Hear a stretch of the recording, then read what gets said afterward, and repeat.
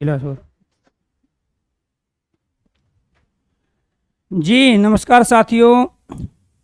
Good morning प्यारे दोस्तों। आज की जो हमारी क्लास है उसमें टॉपिक चल रहा है हमारा व्यंजन के भेद। वो हमने कर लिया है कंप्लीट, क्योंकि इससे पहले जो हमारी क्लास हुई उसमें व्यंजन के तमाम भेदों की हमने चर्चा की, और उसके साथ साथ उससे पहले वर्ण के भेद हमने 4 कंप्लीट पढ़े। एक बार बताइए कि अगर हम लाइव हो चुके हैं प्यारे दोस्तों, कुछ टेक्निकल कुछ प्रॉब्लम थी, अगर मेरी आवाज़ आपको सुनाई दे रही है और आपको क्लियर प्यारे दोस्तों सारी चीज़ें बोर्ड पे लिखी हुई दिखाई दे रही है, तो एक बार ओके कीजिए, यस कीजिए। आज पढ़ेंगे हम वर्ण के भेद। कितने होते हैं? 3। कौन कौन से होते हैं? एक होता है स्वर, दूसरा होता है व्यंजन, और तीसरा होता है अयोगवाह। तीसरा क्या होता है? अयोगवाह। जी हम लाइव हैं।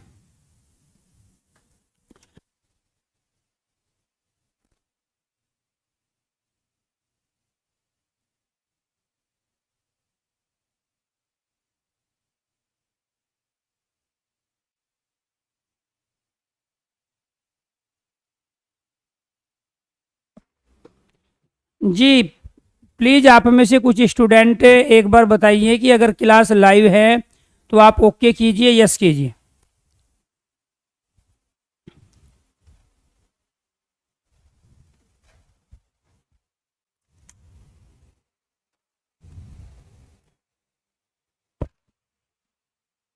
ठीक है, ठीक, okay, thank you thank you thank you. हाँ लाइव।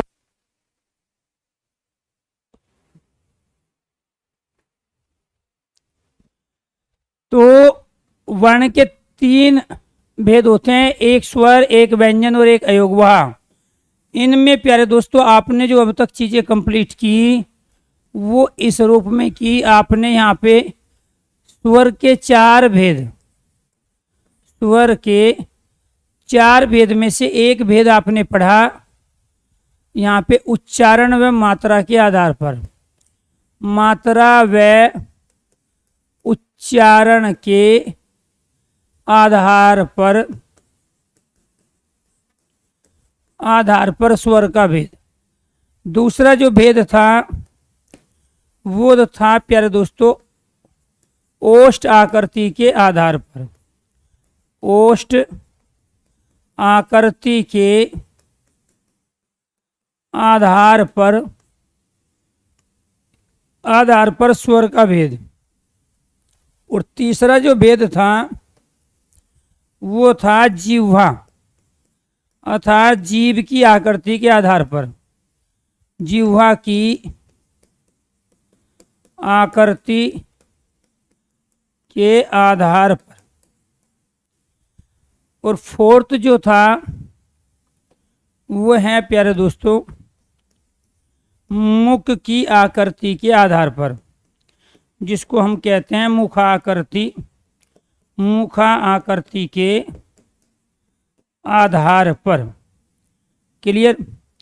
इनमें से जो मात्रा व उच्चारण के आधार पर स्वर के भेद थे वे थे हमारे 3, हर्ष, दीर्घ और फलुत। ओष्ठ आकृति के आधार पर वर्ताकार और अवर्ताकार 2 भेद। जिह्वा की आकृति के आधार पर 3 भेद, अग्रस्वर, मध्यस्वर और पश्चस्वर। और मुख की आकृति के आधार पर हमारे 4 भेद थे। एक था संवर्त, विवृत, आपको ये ध्यान रखना है। तो हाँ, तो आपको ये ध्यान रखना है क्या था प्यारे दोस्तों? अर्ध संवर्त और अर्ध विवृत। संवर्त, विवृत, अर्ध संवर्त और अर्ध विवृत। तो ये हमारे थे स्वर के भेद, और ये हमने सारे कंप्लीट किए। इसके अंतर्गत 11 जो स्वर हमारे होते हैं उनमें से कौन कौन से स्वर आते हैं, यहाँ से सबसे ज़्यादा क्वेश्चन पूछा जाता है। इसके बाद बात करते हैं व्यंजन की। इसके बाद क्या है हमारा? व्यंजन।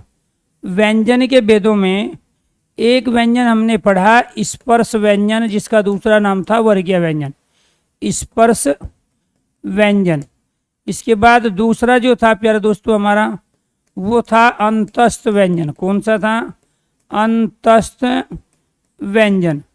तीसरा जो था हमारा वो था ऊष्म या उष्मान व्यंजन, ऊष्म या संघर्षी व्यंजन, संघर्षी व्यंजन। इसके बाद संयुक्त व्यंजन। क्या था? संयुक्त व्यंजन। क्लियर। और इसके बाद एक हमने पांचवा पढ़ा उतक सीपित व्यंजन। क्या था? उतक सीपित व्यंजन। और इनकी जो संख्या होती है, स्पर्शी के अंदर कितने आते हैं? 25। अंतस्थ के अंदर 4, ये 11। इसके अंदर भी 4, से और है। संयुक्त के अंदर भी 4 और उतक सीपित के अंदर कितने थे? 2 थे।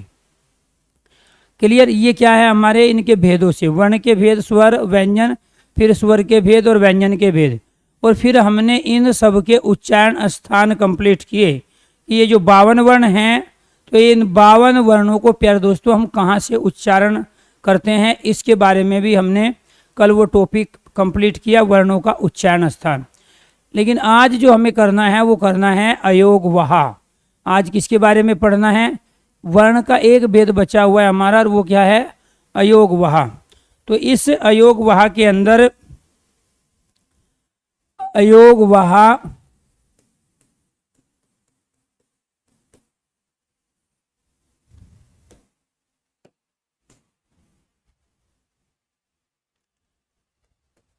जिन वर्णों का योग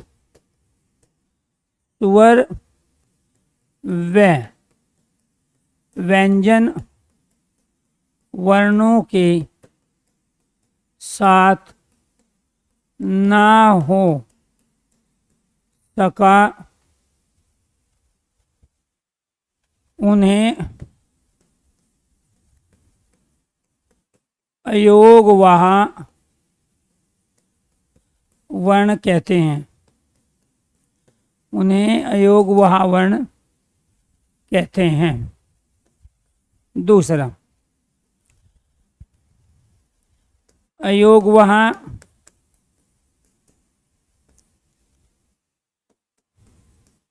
एक प्रकार के चिन्ह हैं जिनका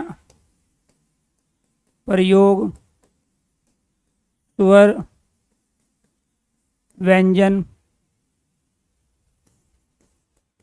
वर्णों के साथ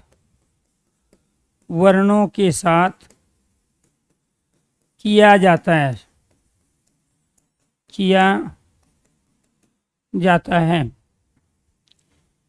इसके बाद तीसरा, अयोग वहा का स्वयं में कोई अस्तित्व नहीं होता, बल्कि ये वर्णों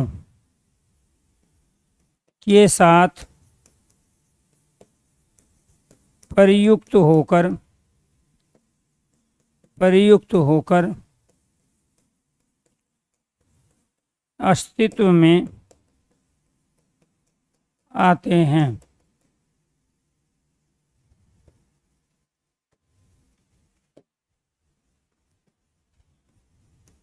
मूल अयोग वहा वर्णों की संख्या 2 होती है,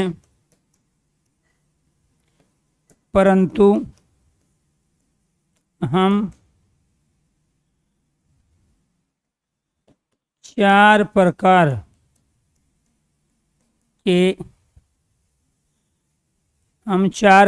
के अयोग वहा प्रयोग में लाते हैं। ये 4 स्टेटमेंट हो गई दोस्तों आपकी। यहाँ से आपको ये ध्यान रखना है कि हम पढ़ रहे हैं वर्ण के भेद, और वर्ण के भेद में स्वर के 4 भेद और व्यंजन के 5 भेद हमने कंप्लीट किए। इसके साथ साथ अब हमें अयोग वहा कंप्लीट करना है। अयोग वहा से ऐसे नाम से हमें क्लियर हो रहा है कि ये अपने आप में प्यारे दोस्तों जिनका योग नहीं होता है उन्हें कहते हैं हम अयोग, और वहा कहते हैं जो साथ लेकर चलते हैं। तो अयोग वहा नाम ये कामता प्रसाद गुरु और किशोरीदास वाजपेयी ने, वास्तव में इस व्याकरण शास्त्री रहे हिंदी के, दोनों का इसमें थोड़ा सा मतभेद ये रहा कि एक ने संस्कृत की चीज़ों को सीधे सीधे हिंदी में हमने प्रयोग करने पे बल दिया, और दूसरे ने थोड़ा सा परिवर्तन करने पर उसके सरल रूप को उन्होंने मान्यता प्रदान की। और दोनों का मत ये है कि अयोग वहा अपने आप में वर्ण नहीं होते हैं, न ये स्वर है न ये व्यंजन है, बल्कि ये स्वर और व्यंजन के साथ प्रयुक्त होते हैं। तो इसीलिए प्यारे दोस्तों आपको ये ध्यान रखना है, इनकी जो डेफिनेशन बनी वो 2 तरह की बनी। जिन वर्णों का योग स्वर व व्यंजन वर्णों के साथ ना हो सका उन्हें हम क्या कहें, अयोग वहा वर्ण कहते हैं। और दूसरा क्या है कि अयोग वहा एक प्रकार के चिन्ह हैं। अयोग वहा एक प्रकार के, अयोग वहा एक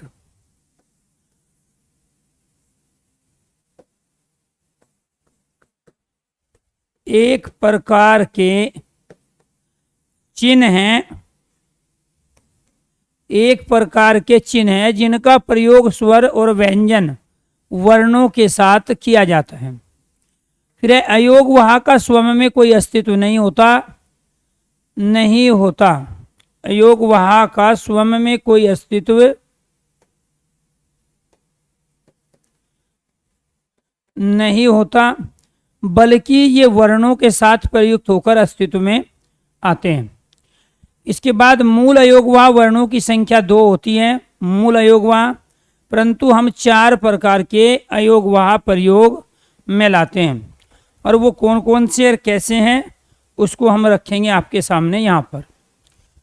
तो प्यारे दोस्तों, एक तो हो गया हमारा अयोग वहा, दूसरा हो गया हमारा अयोग वहा का चिन्ह, और तीसरा हो गया हमारा शब्द प्रयोग, जिस रूप में हम इनको शब्दों के साथ प्रयुक्त करते हैं। एक जो अयोग वहा है हमारा वो है अनुस्वार, दूसरा जो है प्यारे दोस्तों वो है हमारा विसर्ग, और तीसरा जो है हमारा वो है हलंत, और चौथा जो है वो है अर्धचंद बिंदु, अर्धचंद बिंदु। ये चारों के चारों अयोग वहा माने गए हैं, और इनमें से प्यारे दोस्तों स्टार्टिंग के ये मूल अयोग वहा माने जाते हैं अनुस्वार और विसर्ग। जब बात इनके चिन्ह की करते हैं तो इस अनुस्वार का जो चिन्ह होता है वो अनुस्वार का चिन्ह होता है हमारा ये वाला, विसर्ग का चिन्ह होता है हमारा ये वाला, हलंत का चिन्ह होता है आड़ी तिरछी रेखा, और अर्धचंद बिंदु का जो चिन्ह होता है वो होता है हमारा ये। तो कहने का मतलब ये हुआ कि ये हमारे 4 अयोग वहा है, ये हमारे इनके चिन्ह हैं, और जो हम शब्द प्रयोग करते हैं वो यहाँ पे इस प्रकार करते हैं। जैसे अनुस्वार, यहाँ पे अंक आ गया तो अंक में ऊपर बिंदी लगी है, अंकित आ गया, इसमें भी क्या है हमने यहाँ पे अनुस्वार का प्रयोग किया है। संख्या शब्द आ गया, इसमें भी हमने बिंदी प्रयोग की है। संसार है, संस्कार है या संस्कृति है, इन सब में क्या है हमने अयोग वहा चिन्ह का प्रयोग किया। इसके बाद संविधान,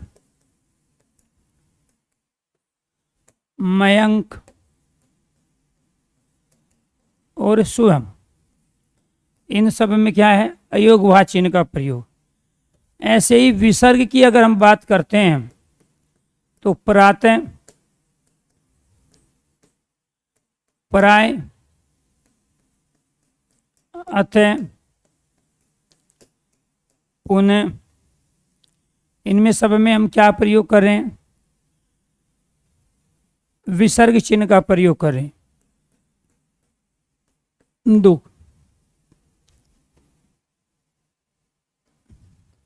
हलंत, पाठ्य, मिट्टी, वरण,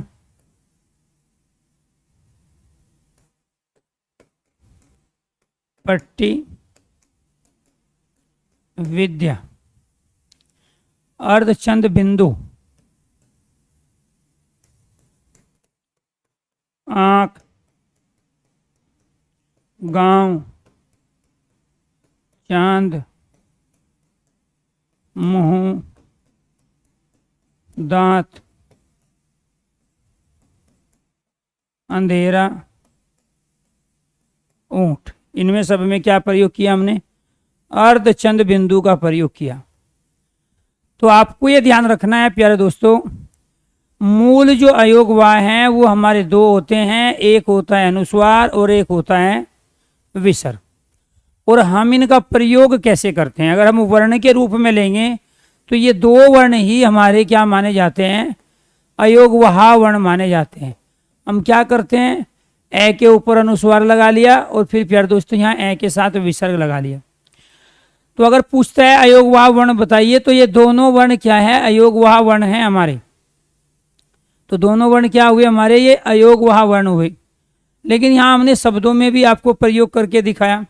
अब वो हम कै के साथ भी प्रयोग कर सकते हैं, वो कोई ना कोई, ये क्योंकि ये तो चिन्ह है और इन चिन्हों को प्रदर्शित करने के लिए, लगाने के लिए हमें किसी न किसी वर्ण या शब्द का सहारा लेना पड़ेगा।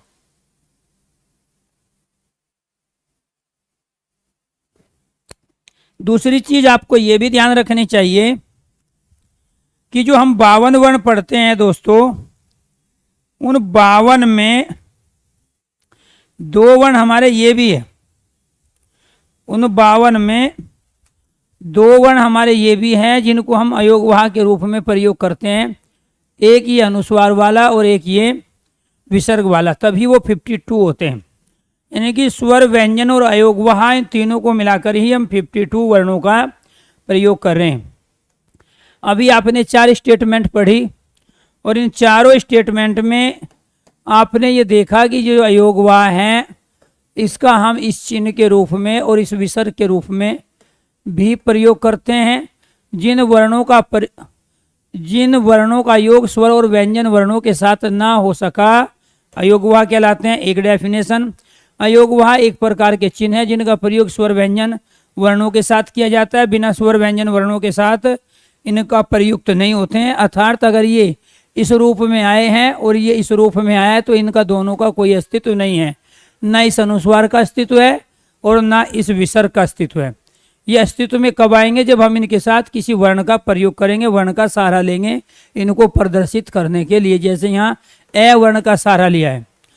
अयोगवाह स्वयं में कोई अस्तित्व, अयोगवाह का स्वयं में कोई अस्तित्व नहीं होता है, बल्कि ये वर्णों के साथ प्रयुक्त होकर अस्तित्व में आते हैं। मूल अयोगवाह वर्णों की संख्या 2 होती है, परंतु हम 4 प्रकार के अयोगवाह प्रयोग में लाते हैं। तो मूल का मतलब हो गया जड़। स्टार्टिंग में एक तो आपका अनुस्वार और एक विसर्ग। जब पूछा जाए कि अयोगवाह कितने हों और ऑप्शन में प्यारे दोस्तों 2, 5, 7 और 8 या एक ऑप्शन हो, तो राइट आंसर आपका 2 ही होगा, एक अनुस्वार और दूसरा होगा आपका विसर्ग।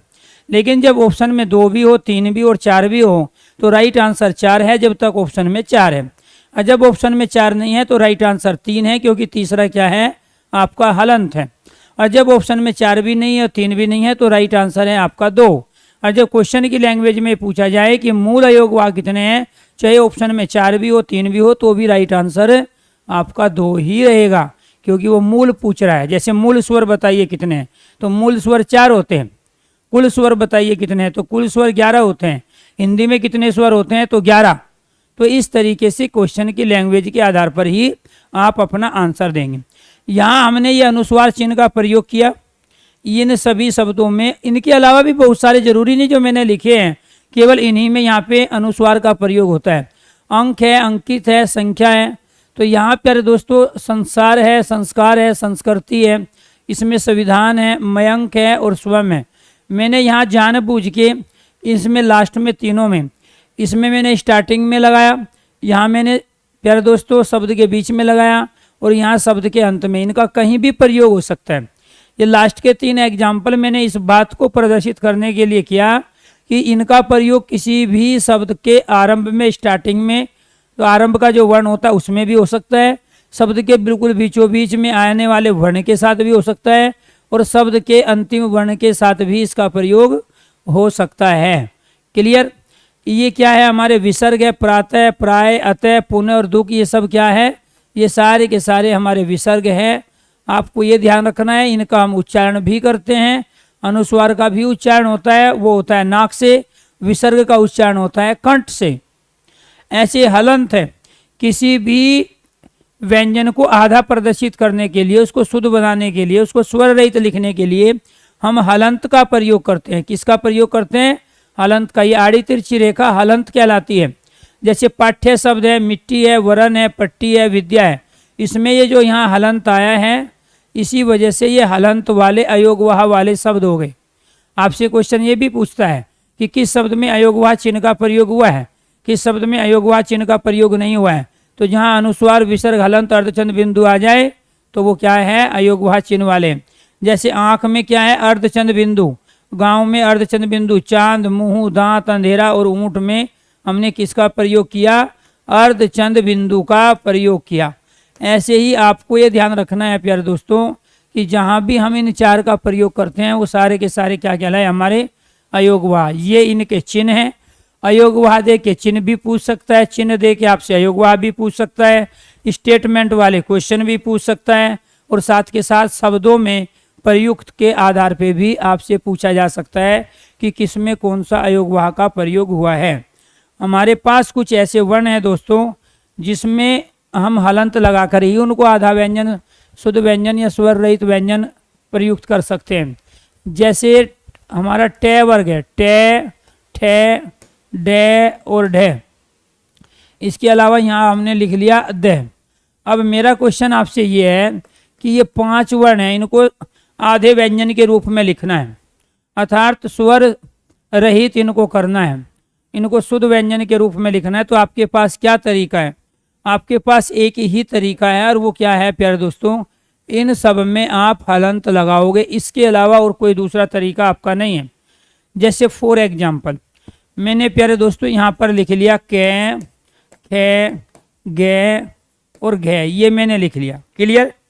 अब इनको आप आधा लिख सकते हो, आधे कै को इस रूप में लिखोगे, आधे खे को इस रूप में लिखोगे, आधे गे को आप इस रूप में लिखोगे, या प्यारे दोस्तों आधे घे को आप इस रूप में लिखोगे। ठीक है, जैसे शत्रुघ्न। दूसरा तरीका इनका आपका क्या था, आप ऐसे नहीं लिखना चाहते, पूरा लिख के नीचे हलंत दे दो तो भी बात एक ही है, ख्या लिख के हलंत दे दो, इसमें भी प्यारे दोस्तों गे लिख के हलंत दे दो, और इसमें घे लिख के हलंत दे दो। यानी कि हम इसको तो इस रूप में प्रयुक्त कर ही रहे, समझने की कोशिश करना, हम इसको इस रूप में प्रयुक्त कर रहे हैं आधे के, ये आधा है ये पूरा है, ये आधा है ये पूरा है, ये आधा है ये पूरा है, ये आधा है ये पूरा है, लेकिन इसी का ही एक 5वां वर्ण है ये वाला, इसको आधा लिखना है। और जब इसको आधा लिखना है प्यारे दोस्तों, तब आप इसको किस तरीके से प्रयोग करोगे? तो यहाँ आपको ध्यान रखना है, हलंत लगा के, क्या लगा के, हलंत लगा के आप इसको प्रयुक्त करोगे, इसका प्रयोग करोगे। तो और कोई तरीका नहीं है, इनको आप किसी और आधे रूप में ऐसे नहीं लिख सकते, जैसे यहाँ आधा खे, आधा खे, आधा गे और आधा घे लिखा है। क्लियर? तो ये आपको ध्यान रखना है कि ये सारे के सारे हमारे क्या कहलाए, ये कहलाए हमारे आधे व्यंजन। क्या कहलाए ये कहलाए आधे व्यंजन। और इन्हीं आधे व्यंजन का दूसरा नाम क्या है, शुद्ध व्यंजन। इन्हीं को क्या कहते हैं, शुद्ध व्यंजन। क्यों? क्योंकि व्यंजन में किसकी मिलावट होती है, स्वर की होती है। और इसी का ही दूसरा नाम क्या है, इसी का ही दूसरा नाम है स्वर रहित व्यंजन। क्या है, स्वर रहित व्यंजन है। ये क्या कहलाए, स्वर रहित व्यंजन। लेकिन अगर मैं यहाँ पे इनका प्रयोग करूँ प्यारे दोस्तों, यहाँ पर ये जो वर्ण हैं हमारे, ये सारे के सारे क्या कहलाते हैं, ये कहलाते हैं स्वर सहित।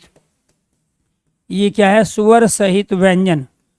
स्वर सहित व्यंजन या पूर्ण व्यंजन, पूरे व्यंजन, स्वर सहित व्यंजन या पूर्ण व्यंजन। तो व्यंजन के 2 रूप होते हैं। व्यंजन के कितने रूप होते हैं, 2 रूप होते हैं। एक होता है स्वर के साथ और एक होता है स्वर रहित। जो स्वर के साथ होता है उसको हम पूरा व्यंजन कहते हैं, जैसे कै ख ग घ है, सारे कोई भी हम व्यंजन ले लें। और जो प्यारे दोस्तों स्वर रहित होता है अर्थात आधा होता है, इस रूप में कै ख ग घ या हलंत के साथ होता है, तो उसको हम क्या बोलते हैं? स्वर रहित बोलते हैं, आधा व्यंजन बोलते हैं, या फिर शुद्ध व्यंजन बोलते हैं। दो चीज़ आपको सिखाई, एक तो सिखाई व्यंजन के दो रूप और दूसरा सिखाया आपको अयोग वहा। अगर प्यारे दोस्तों ये सारी चीज़ें आपको क्लियर हो चुकी है, अयोग वहा के बारे में स्टेटमेंट भी जो आपको बताई गई और यहाँ ये जो कंडीशन बताई गई, अगर आपको ये क्लियर है तो जितने भी स्टूडेंट लाइव हैं प्लीज़ एक बार ओके कीजिए, यस कीजिए। उसके बाद में फिर अयोग वहा की हम दूसरी नई चीज़ कंप्लीट करेंगे। अगर सबको क्लियर हो गई है तो एक बार ओके कीजिए, यस कीजिए। जिसका जो डाउट है वो अपना डाउट पूछिए। Okay, thank you thank you. झूठी हाँ किसी को नहीं भरनी है, ठीक है, दोबारा से पढ़ा देंगे, कोई दिक्कत नहीं है। झूठी हाँ नहीं भरनी है। हाँ विशाल, आप मेरे से सीख नहीं पाओगे, आपने गलत बैच ले लिया, ठीक है। चलो जी, एक विशाल को छोड़ के बाकी सब ओके ओके ओके ओके। और किसी का कोई भी डाउट?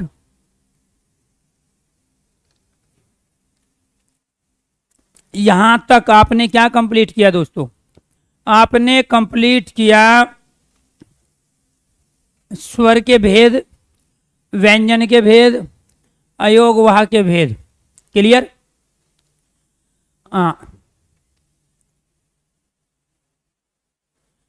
समाज समझ नहीं आए? क्या बात है, समाज पढ़ाए कब आपको भाई? ठीक है, जब पढ़ा रहे तब आपको नींद आ रही थी, तो आप ये समझो आपको समाज पढ़ाया ही नहीं। जब वर्णमाला चल रही है तो समास को याद किया करो, वो समझ में तो आपके आ गए, लेकिन जो आपने पहले रटा हुआ था ना, वो आपके उसमें तोते उड़ गए आपके। ठीक है, जो रटा हुआ था आपने, जो पंचवटी में केवल आप द्विगु समास मान रहे थे, तो मैंने आपको बताया कि पंचवटी में द्विगु भी है, तत्पुरुष भी है और बहुव्रीहि समास भी है, उसकी वजह से आपको दिक्कत हुई है। ठीक है, तो मैंने क्या कहा, जो आपके पास है। अच्छी बात है, ज्योति कह रहे सर मुझे बहुत अच्छे से आ गया। नो कहने से काम नहीं चलेगा, जो भी आपका डाउट है तो डाउट पूछिए, ठीक है, या चुपचाप इनको 2 बार सुनिए। सारी चीज़ सीक्वेंस में है। इनमें से 2 स्टूडेंट आए, और ये ध्यान रखना मैं पैदाइश टीचर हूँ, कभी झूठ नहीं बोलता हूँ। एक तो श्याम ने नो किया है और एक विशाल ने। अब विशाल ओके कर रहा है, ऐसे नहीं काम चलेगा, कि कहने से काम नहीं चलेगा, क्योंकि मैं तो चीज़ें रोज आगे बढ़ रहा हूँ कुछ ना कुछ सिखा के। तो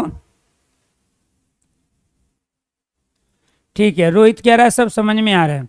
तो यहाँ मैं कह रहा हूँ कई हजार बच्चे एक साथ लाइव जब होते हैं, तो जब उसमें से 1-2 बच्चे के समझ में ना आए, तो मैं ये मान के चलता हूँ ये तो उन्होंने रेगुलर क्लास अटेंड नहीं की। एक कारण तो ये रहेगा, चाहे वो कोई भी टॉपिक हो एनीथिंग। और दूसरा है कि वो समझना नहीं चाहता।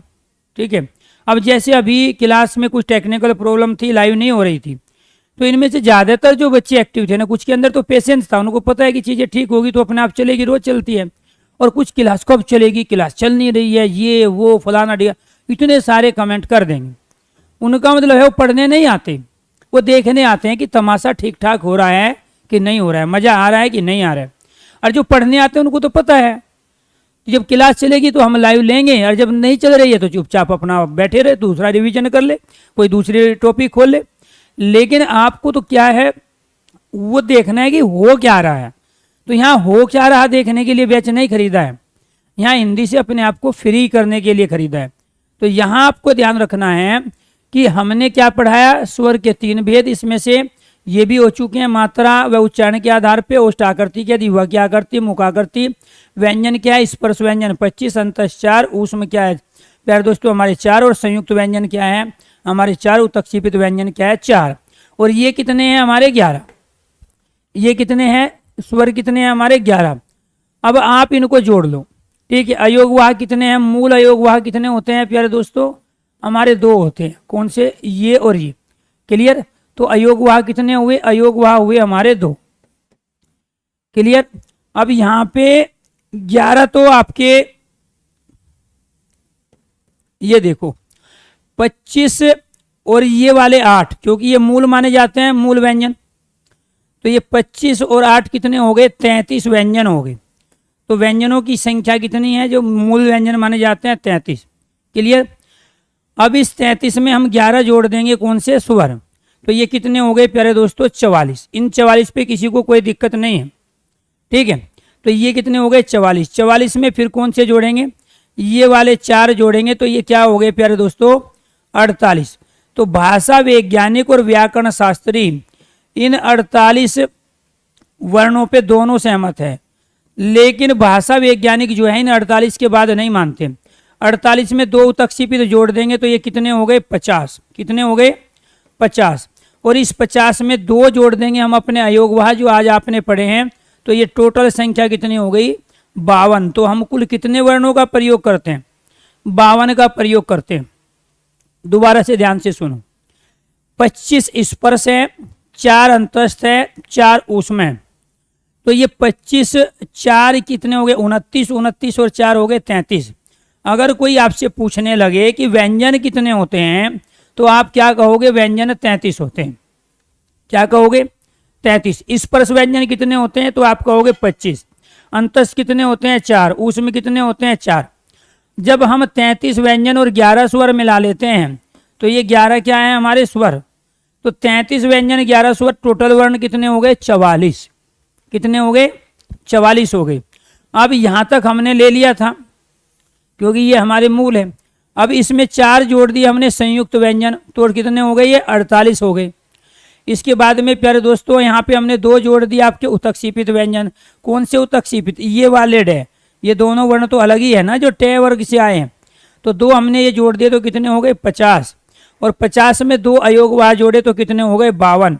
यानी कि इन 52 वर्णों का हम प्रयोग करते हैं। इन 52 वर्णों का हम हिंदी में प्रयोग करते हैं। अगर आपसे क्वेश्चन पूछें कि कुल कितने वर्ण होते हैं, तो आप क्या आंसर दोगे? 52 दोगे।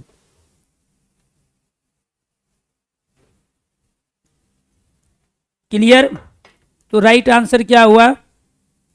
राइट आंसर हो गया आपका 52। चलो जी, अब इसके बाद वर्ण के भेद आपके कंप्लीट हुए। इसके साथ साथ दूसरा जो आपने टॉपिक कंप्लीट किया है, वो टॉपिक कंप्लीट किया वर्णों का उच्चारण। 4 सेक्शन आपके अलग अलग थे। एक था आपका प्यारे दोस्तों वर्ण के भेद, कंप्लीट हो चुके हैं। कितने हैं वर्ण के भेद? 4। क्लियर। दूसरा आपको ये ध्यान रखना है, ये क्या है? 3 भेद है, स्वर व्यंजन और अयोगवाह। दूसरा क्या आपने कंप्लीट किया? वर्णों का उच्चारण स्थान। क्या है? वर्णों का उच्चारण स्थान। तो वर्णों का उच्चारण स्थान कितने हैं? 8। ये 2 सेक्शन हमारे हो गए हैं कंप्लीट। अब हमें कंप्लीट क्या करना है? एक तो करना है प्यारे दोस्तों वर्ण विन्यास, वर्ण विन्यास व वर्ण संयोग, वर्ण विन्यास व वर्ण संयोग। और इसके अलावा फिर कंप्लीट क्या करना है, मैं जानबूझ के इसलिए कह रहा हूं क्योंकि यहां से ज़्यादातर क्वेश्चन आते हैं। ये वर्णों के भेद वाले तो सबको पता है। इसके बाद आता है हिंदी शब्दकोश में, हिंदी शब्दकोश में वर्णों व शब्दों का निश्चित क्रम। कौन सा वर्ण कहाँ आएगा, किस वर्ण के बाद शब्दकोश में कौन सा वर्ण मिलेगा या शब्द मिलेगा। और इसके बाद जो आपका यहाँ पे 5वां है वो है पर्यटन के आधार पर, पर्यटन के आधार पर स्वर व्यंजन का वर्गीकरण, स्वर व्यंजन का वर्गीकरण। तब जाके हमारी वर्णमाला कंप्लीट होगी। ये भी हो गया, ये भी हो गया। अब आ जाओ वर्ण विन्यास वर्ण संयोग पे। यहाँ पे टॉपिक हो गया हमारा वर्ण विन्यास तथा वर्ण संयोग। इस वर्ण विन्यास को प्यारे दोस्तों वर्ण विच्छेद भी बोलते हैं। वर्ण विन्यास का दूसरा नाम क्या है? वर्ण विच्छेद, अर्थात वर्ण को अलग अलग करना। यहाँ हमारे पास हैं ये 4 शब्द। एक है क्षत्रिय, दूसरा है प्रकृति, तीसरा है सुशूर्षा और चौथा है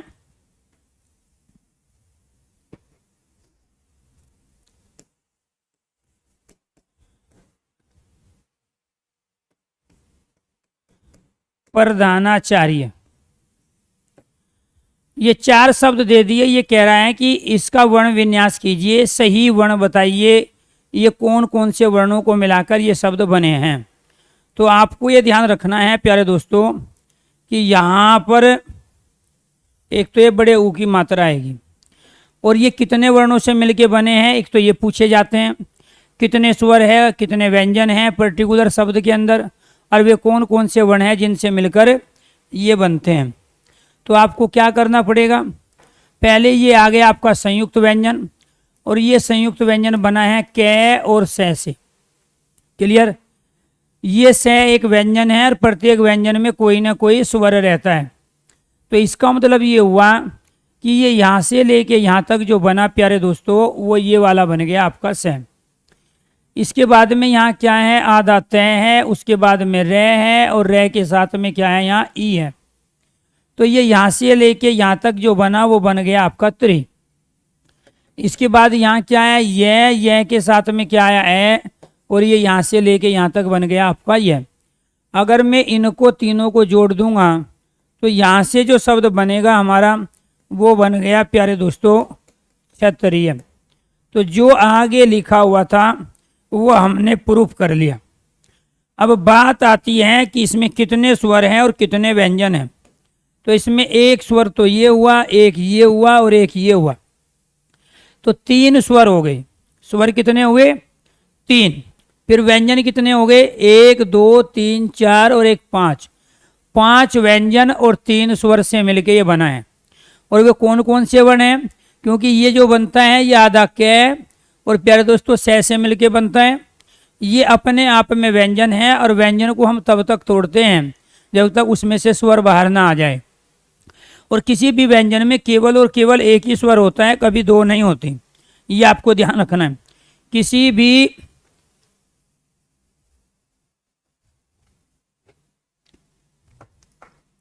भी स्वर में केवल एक ही व्यंजन होगा। जैसे यहाँ तय है, क्योंकि ये पहले इसमें क्या हुआ, ये वाला तय, और फिर क्या है, ये पूरा रे। तो पहले तय आया, फिर रे है पूरा, लेकिन रे के साथ में क्या आया, ई। अब आप ये नहीं करोगे रे के बाद ए और उसके बाद ई। तो यहाँ जो ये री बना है ना, ये री प्यारे दोस्तों यहाँ रे ए और ई से मिलके नहीं बना, ये तो रे यही हो गया। हमें क्या बनाना है, री। ये किससे मिलके बना है? आधा रे और ई से मिलके बना। आप दोनों का उच्चारण करो, रे का और ई का उच्चारण करो, तो आप क्या बोलोगे, री। आपको कुछ नहीं पता। अब एक से एक कलाकार है, एक से एक, कुछ नहीं पता है। अब देखो इनको कैसे समझाएं। मैंने कहा कि जब हम 100 बच्चों को पढ़ाते हैं तो हमारा मकसद ये हो जाता है कि हम 90 बच्चों पे ध्यान दे के उनमें से प्यारे दोस्तों 60 बच्चों को भर्ती करा ले जाए। अब 90 में से 30 तो भर्ती होना ही नहीं चाहते, वो तो 2024 की 26 की तैयारी कर रहे हैं। अब उनको 2021-22 में कैसे भर्ती करा देंगे जो 2024 की तैयारी कर रहा हूँ। अब आप में से एक कलाकार आया, आदित्य है, वो कह रहा है सर बहुवीरी समास करा दो। तो यहाँ चल रहा है वर्णमाला, और समास कब तक का खत्म हो चुका है। उसको जालिम को यही नहीं पता कि ये बैच खरीदे तो थे, लेकिन हम किस पर्पज से खरीदे थे और किस तरीके से। मैंने ये कहा जब तक क्लास से सीक्वेंस में नहीं सुनोगे तब तक हिंदी से आप कभी फ्री नहीं हो सकते, और जब तक हिंदी से फ्री नहीं होंगे तो सिलेक्शन नहीं होगा, क्योंकि हिंदी के दम पर ही लोग सिलेक्शन लेते हैं। हिंदी में परफॉर्मेंस अच्छा, मैथ में आप कभी परफॉर्मेंस अच्छा नहीं कर सकते। रीजनिंग के क्वेश्चन आप गलत करके ही आओगे, लेकिन हिंदी के ज़्यादातर क्वेश्चन सही करोगे, कम समय में करोगे, और जिस दिन ये काम कर दोगे उस दिन आप भर्ती हो जाओगे। अब जब कारक पढ़ाए थे और कारक की जो लास्ट वाली क्लास है उसी में ही आपका बहुव्रीहि समास भी है, ठीक है, उसी में बहुव्रीहि समास भी है आपका। और वे तमाम कंडीशन बताई, कम से कम बहुव्रीहि समास के 80 एग्जाम्पल दिए थे, 80 एग्जाम्पल। सर जी बहुव्रीहि समास भी करा दो, सर जी इसको एक बार और पढ़ा दो। ये तो कोई नर्सरी की क्लास नहीं चल रही है, ठीक है, तो आपको थोड़ा सीरियस रहना पड़ेगा। जब बोल रहे हैं तो उसी पे फोकस करो। वर्णमाला चला रहे इसी को तो बोलते हैं चुल, और जिसको चुल रहेगी 2021 में तो प्यारे दोस्तों वो कभी 2022 में भर्ती हो ही नहीं सकता, क्योंकि 21 में तो चुल की वजह से नहीं होगा, और 22 में इसलिए नहीं होगा क्योंकि उसने अपना सिलेबस कंप्लीट ही नहीं किया। तो भर्ती होगा 24 में जाकर, 24 में उसका बचा ही नहीं है, एज ही नहीं बची है। तो ये जो कहते हैं ना सर हम बेरोजगार हो गए, सरकार को जो कोसते हो, ठीक है, या टीचर को जो कोसते हो, वो स्वाभाविक बात है। भारत में ऐसी पब्लिक की भीड़ हमेशा रहेगी, हमेशा रही है, हमारे टाइम पे भी थी। हमारे साथ के पढ़ने वाले कुछ बच्चों को हमेशा चुल रहा करती थी, लेकिन हमें चुल नहीं थी। हमें लगा कि नहीं, सामने वाला ज़्यादा जानता है, जो हमें आता है वो तो अपने पास रखते थे, लेकिन सामने वाले से भी कुछ न कुछ सीखने लायक चीज़ सीख लेते थे। अब वो दूसरा जो पहले ही भर के बैठा है, जिस गिलास में पूरा पानी भरा हुआ है, उसमें कुछ भी डालोगे बाहर निकल जाएगा, इसलिए उसमें हम डालना ही नहीं चाहते। तो इसीलिए जिनकी समझ में ना आए, आपको ये ध्यान रखना है प्यारे दोस्तों, वो एक बार नहीं 2 बार सुने, ठीक है। ऐसा क्यों? ऐसा विद्वान जितने भी हुए हैं, महापुरुष जितने भी हुए हैं, वे सब बोल के गए हैं कि करत करत अभ्यास कर जड़मति हो सुजान। अगर एक बार समझ में नहीं आया तो 2 बार आपको करना है। क्लियर? चलो जी, अब यहाँ पे देखो हम क्या कह रहे हैं। यहाँ क्या है प्यारे दोस्तों, ये कै से और ए, तो यहाँ पर ये जो बने हमारे ये 3 स्वर और 5 व्यंजन से मिलके शब्द बन गया। आपको जो भी एक एक वर्ण लेना है उसी को तोड़ोगे और उसी के रूप में प्यारे दोस्तों, ये यहाँ से लेके यहाँ तरी हो गया और यहाँ से लेके यहाँ तक क्या हो गया, ये हो गया। क्लियर? अब इसको देखो, ये तो आपने कंप्लीट कर लिया है। अब इसको कैसे करोगे?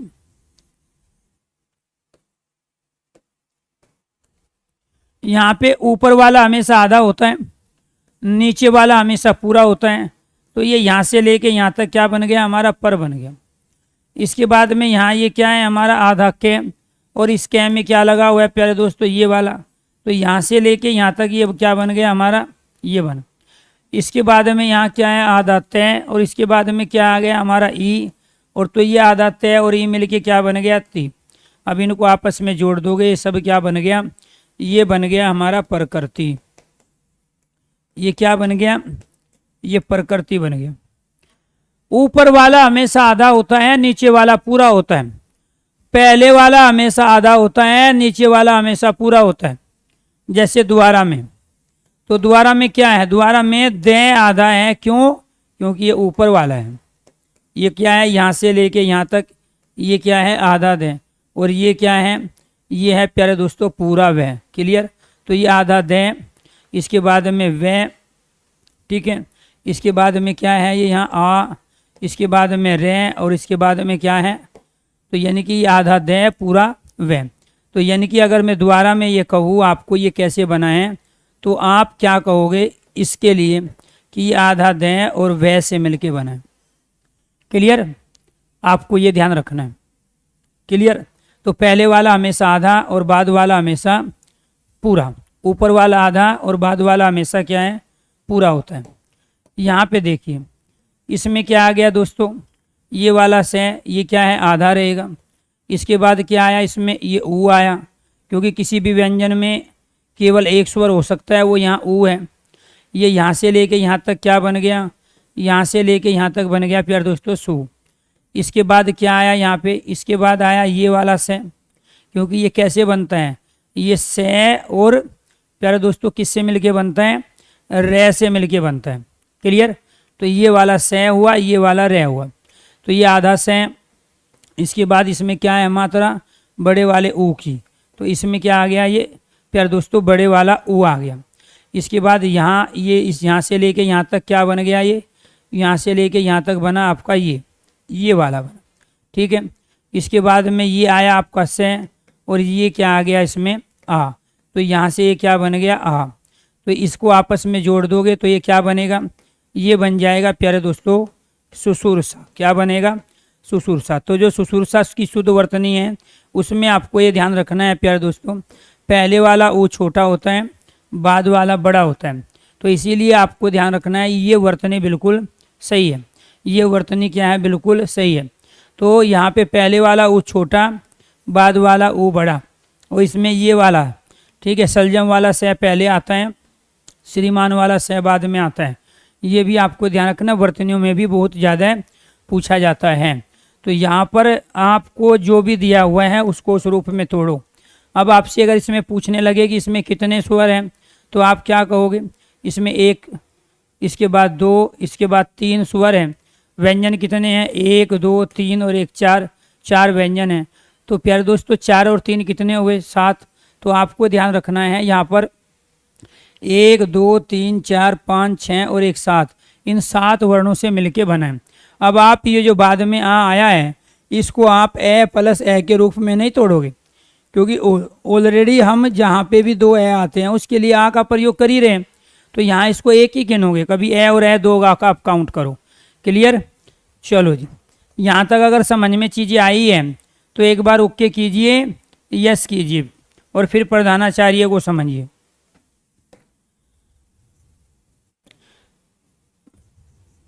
प्रधानाचार्य कैसे करेंगे? ऊपर वाला पे आधा है, नीचे वाला रे पूरा है। क्लियर? और रे में भी क्या आएगा? ए। जब रे में पे आएगा तो ये क्या हो जाएगा? रे आधा हो जाएगा। क्लियर? इसके बाद यहाँ पे दीजिए, अगर हम ये वाला प्रयोग करते हैं, प्रधान शब्द में ध्यान आता है, इसमें ध्यान आता है, तो यहाँ अगर हम ये वाला प्रयोग करते हैं तो इसमें आधा दे आएगा, ऊपर क्या आएगा? आधा दे, और इसके बाद यहाँ पे क्या आएगा? ये आएगा। इसमें ये और ये के साथ में क्या है? यहाँ पे आ। क्लियर? ये यहाँ से लेके यहाँ तक जो बना है वो क्या बना है प्यारे दोस्तों? पर। और ये यहाँ से लेके यहाँ तक क्या बन गया आपका? ये बन गया। इसके बाद क्या है आपका? आधा न, और न के साथ में क्या आया आपका? आ। ये यहाँ से लेके यहाँ तक क्या बना? ना बना। इसके बाद में क्या आया आपका? चे। चे के साथ में क्या है? आ। ठीक है, तो यहाँ से ये क्या बन गया प्यारे दोस्तों? आपका चा। इसके बाद ये रे कहाँ काउंट होता है? जिस वर्ण पे आता है उससे पहले। तो ये क्या है? हमारा आधा रे। इसके बाद में यहाँ क्या आया हमारा? ये, और ये किस में है प्यारे दोस्तों? ए के साथ, क्योंकि व्यंजन है। तो यहाँ ये क्या बन गया? यहाँ बन गया ये। अब इनको आप जोड़ दोगे, प्रधानाचार्य, तो ये क्या बन गया हमारा? प्रधानाचार्य। तो इसको क्या कहते हैं हम? इसको कहते हैं वर्ण विन्यास। अगर वो हमें शब्द देता है तो उस शब्द को दिए गए प्यारे दोस्तों स्वर और व्यंजन में अलग अलग कर लेते हैं। दिए गए स्वर और व्यंजन में उसको क्या है? हम अलग अलग कर लेते हैं, तो वो कहलाता है हमारा वर्ण विन्यास या वर्ण विच्छेद। लेकिन अगर हम इसको जोड़ के यहाँ शब्द बनाते हैं, जैसे हमने इससे यहाँ जोड़ के क्या बना लिया? प्रधानाचार्य बना लिया। तो यहाँ जो प्रधानाचार्य बनाया प्यारे दोस्तों वो कहलाता है वर्ण संयोग। तो वो क्या कहलाएगा हमारा? वो वर्ण संयोग कहलाएगा। तो जब हम इसको जोड़ के बनाते हैं तो वो क्या कहलाता है? वर्ण संयोग। जैसे यहाँ हमने इसको जोड़ के क्या बनाया? यहाँ से लेके यहाँ तक ये वाला, इसके बाद यहाँ से लेके यहाँ तक ये त्रि, और इसके बाद में यहाँ से लेके यहाँ तक ये क्या बनाया? ये। तो ये क्या बन गया? यहाँ क्षत्रिय। तो जब वर्णों को हम जोड़ के शब्द बनाते हैं तो वो वर्ण संयोग कहलाया, और जब वर्णों को हम अलग अलग करते हैं तो वो क्या कहलाया? हमारा वर्ण विच्छेद या वर्ण विन्यास कहलाया। आगे आ जाओ, फिर दूसरी चीजें देखो। यहाँ पे एक शब्द ले लिया हमने पृथ्वी, इसके बाद व्यवस्था। क्लियर? संगम,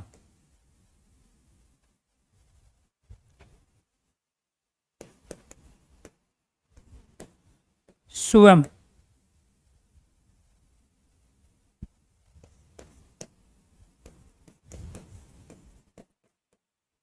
आशीर्वाद। कीजिए, कैसे करेंगे? यहाँ पे क्या आया? पहले आधा पे, पे के साथ में क्या है दोस्तों? ये वाला री। ये वाला जो होता है ना, ये री होता है ये। ठीक है, तो ये इसके बाद में क्या आ गया यहाँ पे? इसके बाद में आ गया यहाँ आधा थे, इसमें कोई व्यंजन नहीं है। इसके बाद क्या आया? वे। इसके बाद क्या आया? ई। शब्द क्या बन गया? पृथ्वी। यहाँ पे देखिए ये क्या है, आधा व्यय। जब आधा व्यय है तो इसके साथ कोई स्वर नहीं होगा। इसके बाद क्या है, ये के साथ में क्या है, ए। इसके बाद क्या है, वे के साथ में फिर क्या है, ए। इसके बाद में क्या है, से के बाद में क्या है, थे के साथ क्या है, आ। इसके बाद संगम। संगम में ध्यान रखना है, लॉजिक सबसे बड़ा यही है। तो यहाँ ये क्या हो गया प्यारे दोस्तों, यहाँ ये हो गया आधा से के साथ में क्या आया है, यहाँ पे ये आया है ए। क्लियर। अब जब से के साथ आया तो जिस पहले हमारा वर्ण होता है उसके बाद उसमें क्या लगता है, अनुस्वार। वो अनुस्वार किस में लगा है, इसके स्थान पे। क्लियर। संगम। तो यहाँ पे क्या आया, गे के साथ में क्या आया प्यारे दोस्तों, गे के साथ में ए। इसके बाद में क्या है, मैं के साथ में क्या हुआ, यहाँ ए हो गया। स्वम कैसे बनाए, ये आधा से है, ये वे है, वे के साथ में यहाँ पे ए हुआ। इसके बाद में प्यारे दोस्तों यहाँ पे क्या है, ये के साथ में ए है, और इसके बाद में क्या है, यहाँ ये मैं के स्थान पे आया है, इसीलिए क्या हो गया, स्वम। आशीर्वाद। आशीर्वाद में क्या हुआ, यहाँ पहले आ आएगा, कभी ए और ए तोड़ दो आप। इसके बाद में क्या आया प्यारे दोस्तों, आधा से के बाद में क्या है, ई। इसके बाद में क्या है प्यारे दोस्तों, यहाँ आधा रे। और इसके बाद में क्या है, वे के बाद में है आ, और आ के बाद में क्या है प्यारे दोस्तों, आधा दे और ए। एक बार इसको ध्यान से देख लो, एक बार ध्यान से देख लो। देखो ये क्या है, हमारे सारे जितने भी लॉजिक हैं, मैं आसान नहीं दे रहा हूँ, मैं सारे लॉजिक जितने भी होते हैं वर्ण विन्यास वर्ण विच्छेद में, वो सारे आपके सामने रख रहा हूँ। जहाँ आप गलती करते हो, आप गलती कहाँ करोगे, आप गलती करोगे एक तो इस वाले री में और इस वाले रे में। ये वाला री होता है और ये वाला क्या होता है प्यारे दोस्तों, आधा रे होता है। ये री ऋषि वाला री होता है।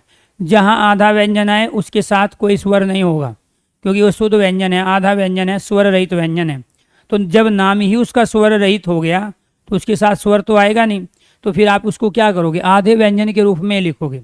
और मैं आज ये वर्ण विन्यास क्यों पढ़ा रहा हूँ आपको, क्योंकि मैं आपको अयोगवा पढ़ा चुका हूँ। अयोगवा में मैंने हलंत की कंडीशन बता चुका हूँ, आपको आधा व्यंजन और पूरा व्यंजन क्या होता है उसके बारे में बता चुका हूँ। इसके बाद क्या होता है, किसी भी व्यंजन में केवल एक ही स्वर होता है। यहाँ वह में जो स्वर है वो केवल ई है, और जब किसी को ना पता चले कि कौन सा स्वर है, तो स्वर में कौन सा व्यंजन है या व्यंजन के साथ कौन सा स्वर है, तो आपको ये ध्यान रखना है, आपको उच्चारण करना है। आप जैसे उच्चारण करोगे वी, आपने क्या उच्चारण किया, उच्चारण किया आपने वी।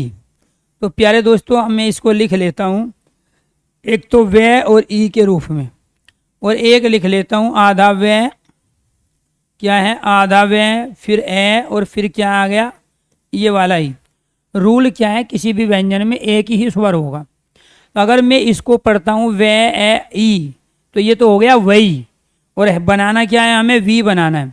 तो ये आधा वे ई मिलके ही तो वी बनेगा। इससे ये पता चलता है कि किसी भी व्यंजन में केवल एक ही स्वर होता है, दो स्वर किसी भी व्यंजन में एक साथ आप प्रयुक्त कर ही नहीं सकते। और कुछ व्यंजन ऐसे होते हैं जो बिना स्वर के होते हैं, जिनको हम आधा व्यंजन या स्वर व्यंजन कहते हैं। क्लियर। तो जब ये आधा है यहाँ पे प्यारे दोस्तों, तो फिर यहाँ पर आप इसके साथ, क्योंकि ये तो आधा थे, तो फिर आप इसके साथ यहाँ ए नहीं दोगे, क्योंकि ये स्वर सहित कैसे लिखा जाएगा, हलंत के साथ लिखा जाएगा। अब यहाँ चूंकि आप इसको ऐसे भी लिख सकते थे, लेकिन इससे बढ़िया तरीका आप पूरा लिखो, नीचे हलंत दे दो, वो भी तो आधा ही व्यंजन हुआ। इसके बाद ये वे और ई आ गया, तो ये यहाँ से लेके यहाँ तक जो बना था ये आपका ये बना, और ये क्या है आपका ये बना, और ये क्या बन गया यहाँ से यहाँ तक वी। अब इनको आपस में मिला लोगे तो क्या बनेगा, बनेगा पृथ्वी।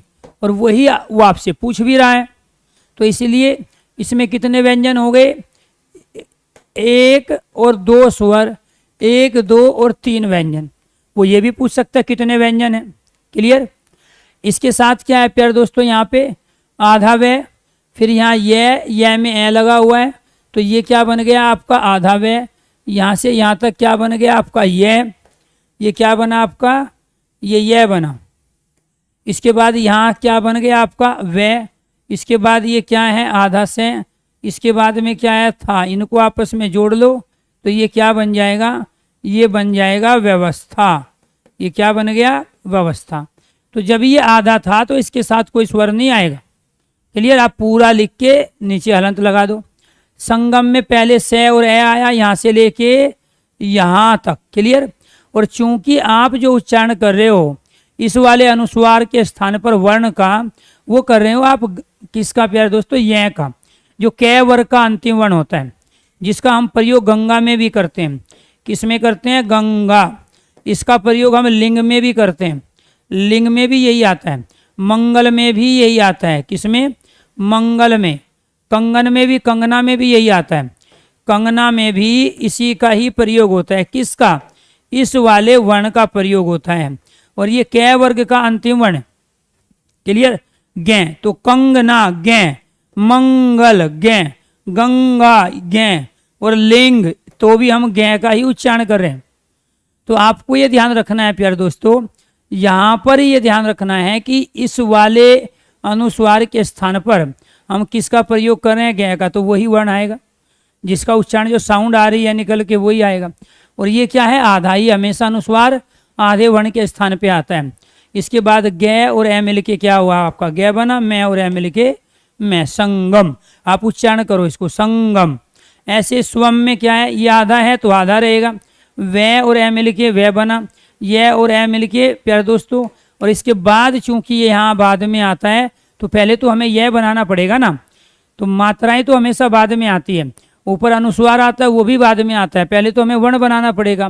तो वर्ण क्या बन गया हमारा, आधा यह और ए, और इसके बाद में ये जो आया है, ये जो आया ये मैं के स्थान पे आया। किसके स्थान पर, मैं के स्थान पे। जबकि यहाँ ये जो आया था किसके स्थान पे आया था, इसके स्थान पे। क्यों, क्योंकि ये 5 अनुनासिक वर्ण है और इन्हीं के स्थान पे अनुस्वार आता है। ये ऑलरेडी मैं आपको बता चुका हूँ स्पर्श व्यंजन पढ़ाते समय।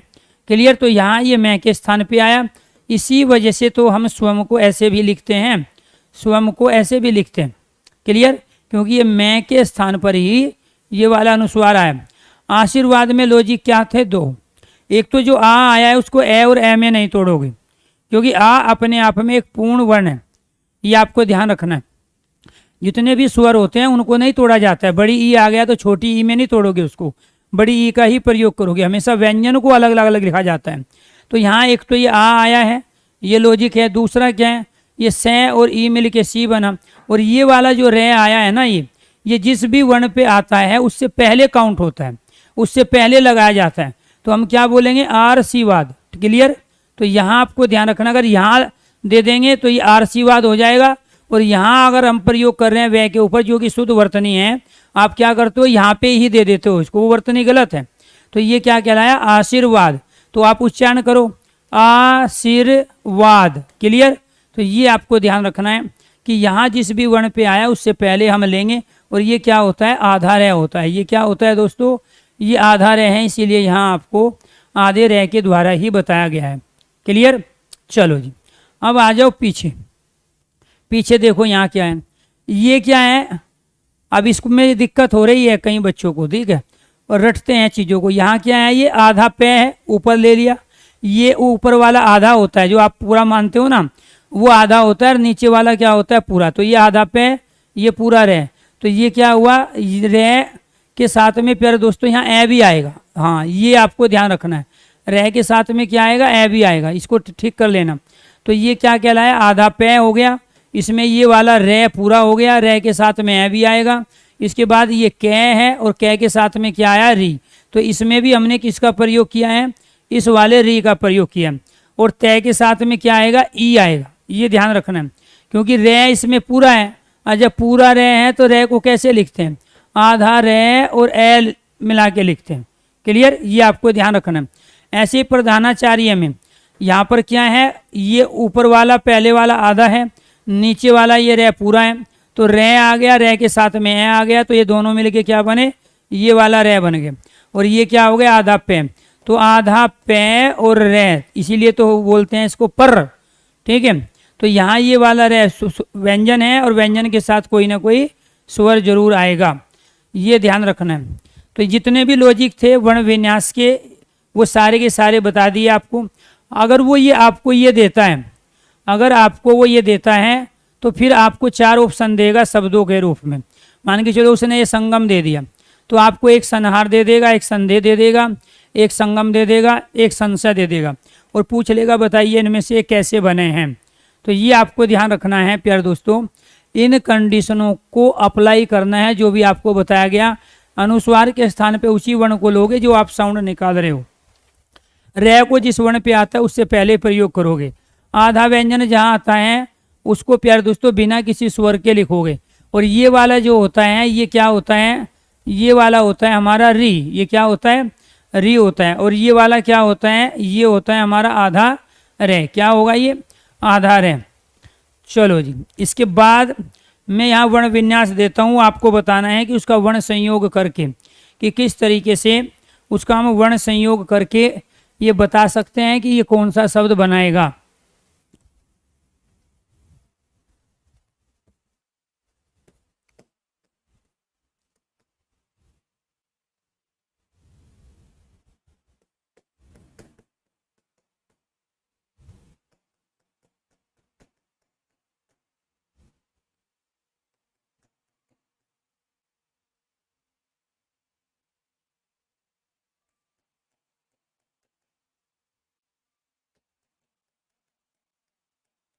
चलो जी, आपको इससे बताना है कि इससे कौन सा शब्द बनेगा। एक तो आपका हो गया ये, दूसरा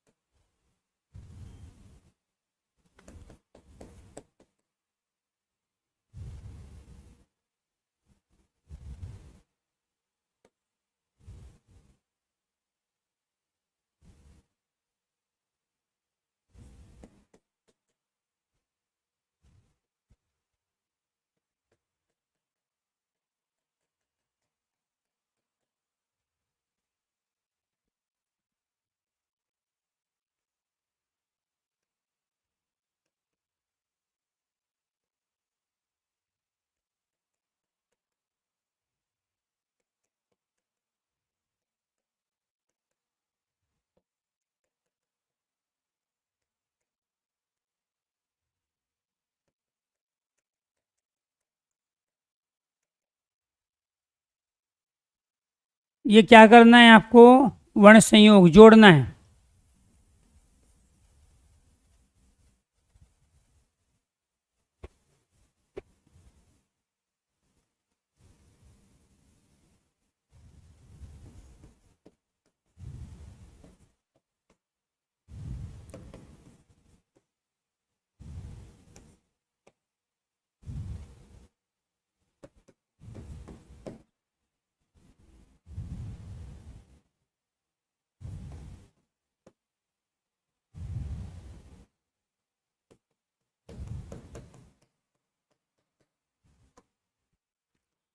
कौन कौन से शब्द बने, कैसे बनाओगे। ये बन गया आपका यहाँ से लेके यहाँ तक से, क्लियर। ये लगा हुआ है न, और ये न का प्रयोग करेंगे हम अनुस्वार के रूप में। और यहाँ ये क्या आ गया आपका से, और यहाँ से लेके यहाँ तक क्या आ गया आपका ये वाला रे, क्लियर। और जब इसको आपस में जोड़ोगे तो क्या शब्द बन जाएगा आपका, संसर्ग। क्या बनेगा, संसर्ग, क्लियर। तो ये क्या बनाया आपने, संसर्ग, क्लियर। दूसरा देखो, ये यहाँ से लेके यहाँ तक क्या बना प्यारे दोस्तों, ये बन गया आपका ये वाला। ये यहाँ से लेके ये बन गया आपका जय, और ये क्या बन गया आपका न। तो इनको आपस में जोड़ दोगे तो ये शब्द क्या बन जाएगा, सर्जन। क्या बन गया, सर्जन। इसके बाद यहाँ पे क्या बना, ये बना आपका ऊ, क्लियर। यहाँ से ये बन गया आपका आधा जय, और ये बन गया आपका पूरा जय, और ये बन गया आपका व, और ये बन गया आपका ल। तो इनको आपस में जोड़ दोगे तो ये क्या बन गया आपका, उज्ज्वल। ये क्या बन गया आपका, उज्ज्वल। यहाँ से लेके यहाँ तक ये क्या है, ये ए, ये क्या है, ये आधा दे, ये क्या है, ये आपका भू, ठीक है। हाँ ये बड़ा ऊ आएगा, ये क्या आएगा, बड़ा ऊ। ये क्या बन गया आपका, भू। और ये क्या आएगा आपका, तय। आपस में जोड़ दिया तो ये क्या बन गया, ये बन गया अद्भुत। क्या बन गया, अद्भुत। तो कहने का मतलब ये है प्यारे दोस्तों, दिक्कत आपको यही है कि जो प्राइमरी की चीज़ है कि कौन सा किसके, ये जितने भी बच्चे गलती कर रहे हैं ना, अब आप अपनी एज का लिहाज करो और वर्णमाला का लिहाज करो। अब तक आपको यही नहीं पता कि जो मात्राएं होती है वो मात्राएं हम किस रूप में लगाते हैं, किस कैसे लगाते हैं, और किस वर्ण के स्थान पे हम कौन सी साउंड निकाल रहे हैं, ध्वनि निकाल रहे हैं। तो ये क्या कहलाए, ये कहलाए संसर्ग। तो जब आप संसर्ग पढ़ते हो तो यहाँ इस वाले अनुस्वार में किसका प्रयोग कर रहे हो, संसर्ग में इस वाले अनुस्वार में आप न का प्रयोग कर रहे हो। इसमें किसका प्रयोग,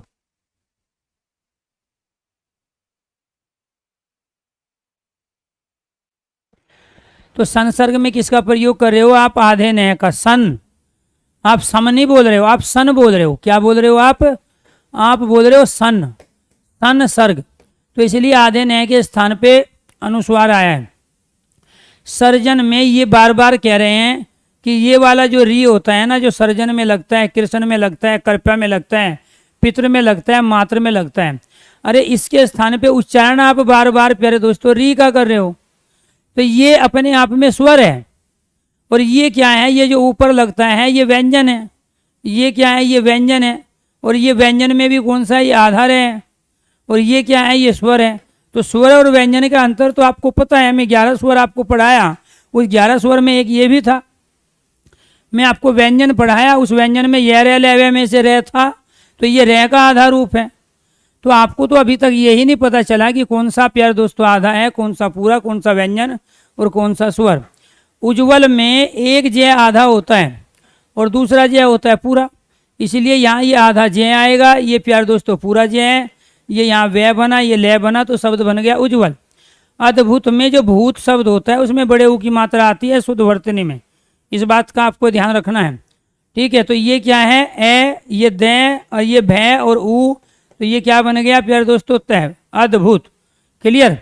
तो ये क्या कहलाया अपने आप में, ये कहलाए वर्ण संयोग, क्योंकि यहाँ हमें वर्ण दिए थे, इनका संयोग करके, इनको जोड़ के प्यारे दोस्तों हमने क्या बना लिया, ठीक है, वर्ण संयोग के द्वारा नए शब्द बना लिए। तो अब वो क्या पूछेगा, कितने व्यंजन प्रयोग हुए संसर्ग में, 1 2 3 4 5 6 7 8 व्यंजनों से मिलके संसर्ग बना।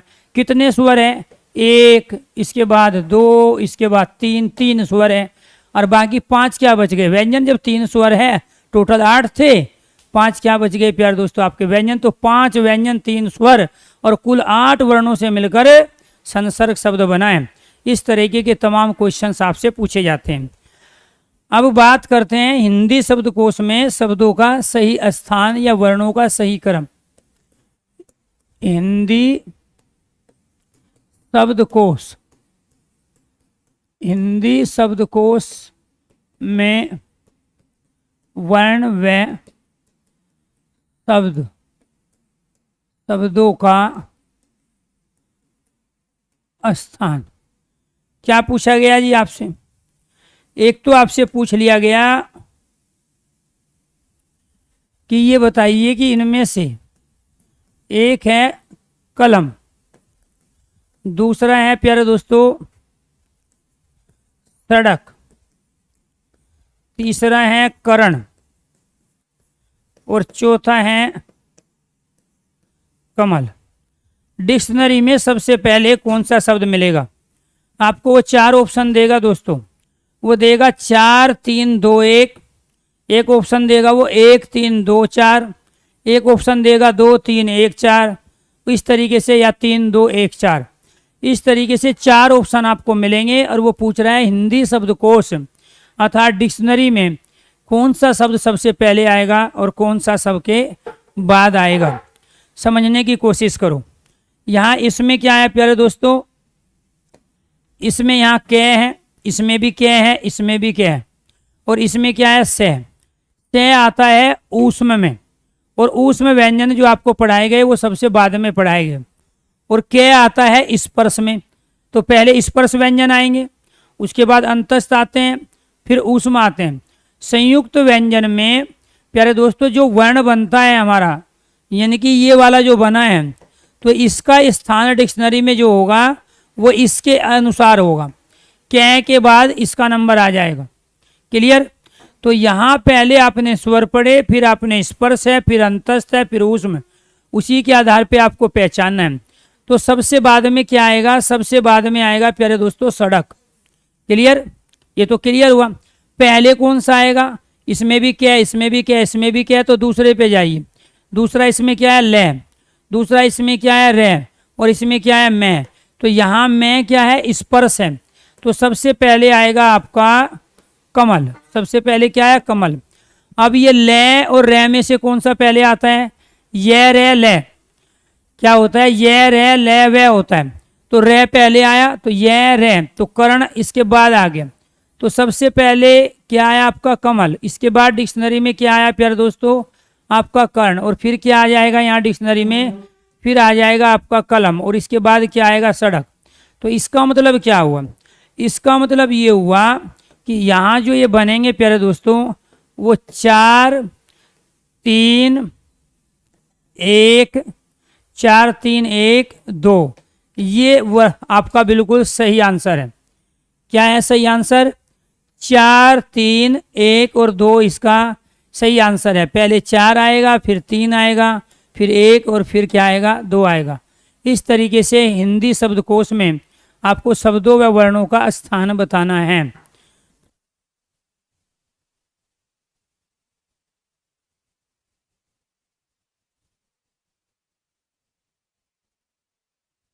तो ये क्या कहलाया आपने? हिंदी शब्दकोश में शब्दों का सही स्थान। आगे देखिए, यहाँ पे एक शब्द आ गया प्यारे दोस्तों संजय, एक शब्द आ गया कपिल, एक आ गया मनोज और एक आ गया अरुण। अब आपसे पूछ रहा है कि ये डिक्शनरी में इनमें सबसे पहले कौन सा मिलेगा और सबसे लास्ट में अर्थात सबसे बाद में कौन सा मिलेगा। जिस तरीके से आप इंग्लिश में ढूंढते हो तो पहले क्या आएगा? ए, फिर बी, फिर सी, फिर डी। ऐसे ही प्यारे दोस्तों हिंदी में पहले क्या आता है? ए, फिर आता है आ, फिर आता है ई, फिर आता है बड़ी। पहले स्वर, फिर स्पर्श, फिर अंतस्थ, फिर ऊष्म। सेम वही चीज यहाँ पे भी है। क्लियर? तो उसी के आधार पर ही आपको चीजें करनी है। तो यहाँ क्या है? 4 3 2 1 होगा या 1 2 3 4 होगा, 3 2 1 4 होगा। तो डिक्शनरी में सबसे पहले क्या आएगा? यहाँ पे पहला वर्ण क्या है? यहाँ पहला वर्ण है ये वाला। दूसरा क्या है? दूसरा कै है। तीसरा क्या है? मैं। ये क्या है? इसमें मैं। और इसमें क्या है? ए। अब आप ये देख लो, ये ए मैं कै से में सही सीक्वेंस क्या होगा? सबसे पहले क्या आएगा? सबसे पहले आएगा अरुण, ए आएगा।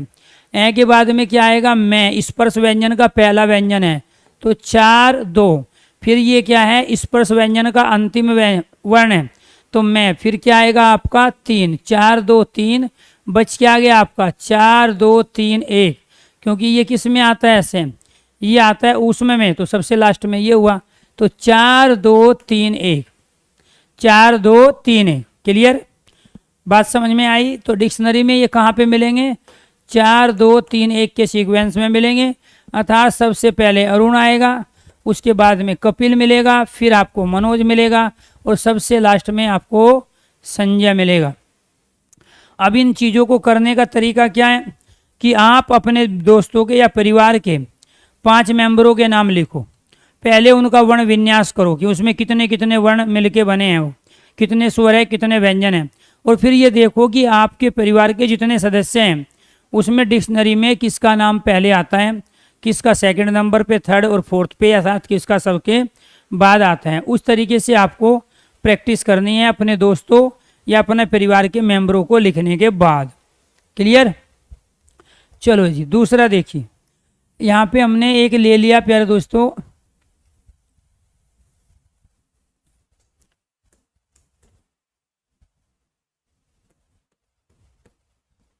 सत्यम, एक लिया संहार,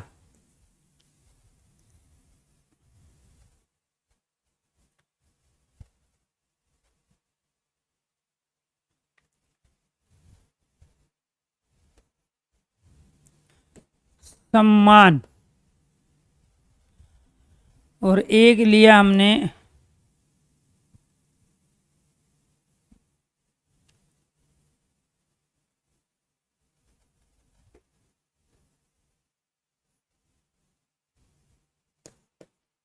संगम।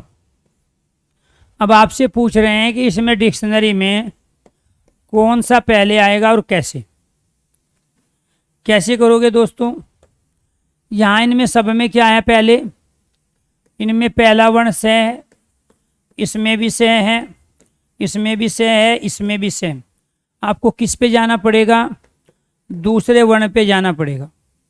दूसरा वर्ण कौन सा है इसमें, इसमें दूसरा वर्ण क्या हो गया प्यारे दोस्तों, यहाँ पर तय आधा। इसमें दूसरा वर्ण कौन सा हो गया, अनुस्वार, संहार, न हो गया। क्लियर। इसमें दूसरा वर्ण क्या हो गया, मैं हो गया। इसमें दूसरा वर्ण क्या हो गया, कै वर्ग का अंतिम वर्ण हो गया। अब आपको ये दूसरा वर्ण बताएगा कि डिक्शनरी में कौन सा पहले आएगा और कौन सा बाद में, क्योंकि सब में पहले तो वही था। और आपको ये भी ध्यान रखना है प्यारे दोस्तों, यहाँ इसमें दूसरा वर्ण ये हुआ, इसमें दूसरा ये हुआ, क्योंकि ये किसी न किसी वर्ण के स्थान पे आते हैं। इसमें दूसरा मैं हुआ और इसमें दूसरा तय हुआ। क्लियर भाई। इसमें भी स के साथ ए है, इसमें भी स के साथ है, इसमें भी स के साथ है, इसमें भी है, तो हमने डायरेक्ट व्यंजन ले लिया, हमें स्वर देखने की आवश्यकता ही नहीं है। तो ये तय, न, मैं और गै बताएंगे कि डिक्शनरी में सबसे पहले कौन सा आएगा। तो इसमें सबसे पहले कौन सा आता है प्यारे दोस्तों। अब आपको ये पता होना चाहिए कि पहला कौन सा वर्ग आता है, कै वर्ग। कै वर्ग का अंतिम वर्ण ये है, तो चूंकि ये कै वर्ग का वर्ण है, ये किस में आता है, ये कै वर्ग का पांचवा वर्ण है ये। तो ये कै वर्ग का क्या है, पांचवा वर्ण। क्लियर। ये क्या है प्यारे दोस्तों, पै वर्ग, पै फै बै बै मैं, पै वर्ग का पांचवा वर्ण है आपका ये है। क्लियर। पै वर्ग का पांचवा वर्ण। ये क्या है, तै थे दे धै न, तो ये क्या है, तय वर्ग का पांचवा वर्ण है। ये क्या है प्यारे दोस्तों, तय वर्ग का पांचवा वर्ण है ये वाला। क्लियर। इसके बाद में ये क्या है, ये तय वर्ग का पहला वर्ण है। ये क्या है, तय वर्ग का ये पहला वर्ण है। ये क्या है, तय वर्ग का पहला वर्ण। क्लियर बात समझ में आई। अब आपको ये देखो कि इसमें से आपको पहले कौन सा वर्ग पढ़ाया गया। आपको पढ़ाया गया पहले कै वर्ग, और जब कै वर्ग पढ़ाया गया तो पहले कै वर्ग का वर्ण आएगा ना, ये डिक्शनरी में यही मिलेगा आपको। तो सबसे पहले क्या आएगा, सबसे पहले आया आपका 4 नंबर। फिर आपने कै वर्ग के बाद कौन सा वर्ग पढ़ा, इसमें से तय वर्ग पढ़ा। और तय वर्ग का पहला कौन सा है, तय वर्ग का पहला है प्यारे दोस्तों आपका ये वाला सत्यम। फिर 1 नंबर हो गया। फिर क्या है आपका दूसरे पे तय वर्ग में क्या आया आपका 5वां। फिर आपका 2 नंबर हुआ। और फिर आपका क्या हो गया, पै वर्ग का 5वां 3 नंबर हुआ। 4 1 2 3, 4 1 2 3 इसका राइट आंसर है। 4 1 2 3 आप में से किसी का भी सही नहीं है। तो राइट आंसर क्या हुआ, 4 1 2 3। पहले कै वर्ग आया, फिर तय वर्ग, कै वर्ग, च वर्ग, इसके बाद टै वर्ग, तय वर्ग, और लास्ट का वर्ग कौन सा होता है, पै वर्ग। तो यानी कि सबसे लास्ट में अंतिम वर्ण कौन सा है स्पर्श व्यंजन में, मैं। तो इसका मतलब ये सबके बाद आएगा। तो ये तीसरा क्या आएगा, सबके बाद। और ये क्या है, कै वर्ग का ये 5वां वर्ण सबसे पहले आता है स्पर्श व्यंजन में। तो इसी के आधार पे आप करोगे कि ये क्या हुआ आपका पहला। तो ये क्या था, हिंदी शब्दकोश में शब्दों का और उसके साथ साथ वर्णों का एक निश्चित स्थान, एक निश्चित क्रम क्या कहलाता है प्यारे दोस्तों। उसी के आधार पे हम शब्दों को डिक्शनरी में ढूंढते हैं। सीधी सी बात है, पहले ए आएगा, फिर डबल ए आएगा, फिर बी आएगा, फिर सी आएगा। अगर पी से आपको शब्द ढूंढना है तो डिक्शनरी के पहले 4 पेज में नहीं ढूंढोगे आप, उसको बीच में से खोलोगे। आपको पता है पी कितने वर्णों के बाद आता है। अगर आपको जेड से किसी का प्यारे दोस्तों प्रयोग करना है, जेबरा, तो आप उसको लास्ट में ढूंढोगे, पहले ए में नहीं ढूंढोगे। तो वही चीज़ यहाँ पे भी है कि प्रत्येक वर्ण का अपना एक निश्चित क्रम है। उस निश्चित सीक्वेंस क्रम के आधार पर ही हमें डिक्शनरी में शब्दों को खोजना होता है। डिक्शनरी में शब्दों को खोजना होता है। क्लियर? चलो जी आगे देखिए, एक शब्द आ गया प्यारे दोस्तों हमारा संसार, लास्ट क्वेश्चन करा रहे हैं। दूसरा आ गया तन से, तीसरा आ गया तनहार, और फिर आ गया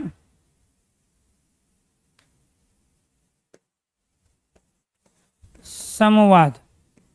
चलो जी बताइए कौन सा शब्द डिक्शनरी में पहले आएगा, कौन सा बाद में आएगा। यहाँ सब में क्या है, पहला से, इसमें भी क्या है से, इसमें भी क्या है से, इसमें भी क्या है से। तो पहले से तो पता चलेगा नहीं, दूसरा बताएगा। दूसरा कौन सा है, इसमें संसार किसके स्थान पे आया, न के स्थान पे। सन से किसके स्थान पे आया, न के। सनहार किसके स्थान पे आया, न के। समवाद तो किसके स्थान पे आया, मैं के स्थान पर। किसके स्थान पे आया, मैं के स्थान पे। ये तो क्लियर हुआ। जब इन तीनों में बाद वाला प्यारे दोस्तों दूसरा कॉमन हो गया तो आपको किस पे जाना पड़ेगा, आपको जाना पड़ेगा तीसरे पे। तीसरे में इसमें क्या आया, इसमें आया ये वाला से। इसमें कौन सा से आया, इसमें आया ये वाला से। इसमें क्या आया, इसमें आ गया है। इसको लेने की आवश्यकता नहीं है, ठीक है, क्योंकि ये प्यारे दोस्तों न के बाद क्या आया आपका मैं। ठीक है, तो यहाँ जब न के बाद में आएगा तो आप अपने आप लगा लोगे अंदाजा कि न पहले आएगा या फिर मैं पहले आएगा। यहाँ भी अगर हम बात रखें तो ये क्या आ गया प्यारे दोस्तों, यहाँ वे आ गया। ठीक है, अब हमें ये तीनों बता देंगे कि कौन सा कहाँ किसके बाद आएगा, कैसे आएगा। तो यहाँ जब हम ये पढ़ रहे थे उसमें व्यंजन, तो आपको पहले ये वाला से, फिर ये वाला से और है ये बताया। तो पहला सीक्वेंस इसका, फिर इसका, फिर इसका हुआ। ऐसे ये रे ले वे है किस में है, पहले ये, फिर रे, फिर ले, और फिर वे किस में, अंतस्थ में। तो पहले ये आता है, फिर रे, फिर ले, फिर वे आता है।